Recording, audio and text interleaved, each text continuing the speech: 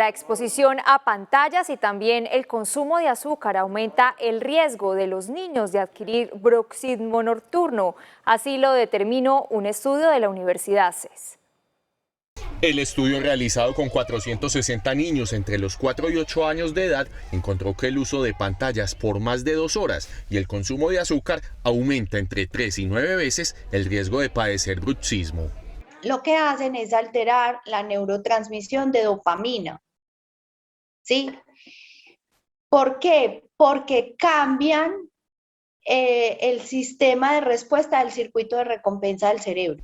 La investigación demostró que la exposición frente a los dispositivos de pantallas era de 2,4 horas al día en semana y de 2,9 los fines de semana. El 73% de los padres indicó que sus hijos consumen azúcar una vez al día.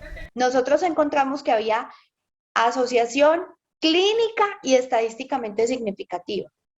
Y que al aumentar el uso de pantallas y aumentar la frecuencia de consumo de azúcar, obteníamos un riesgo entre 3 y 9 veces mayor de tener bruxismo del sueño.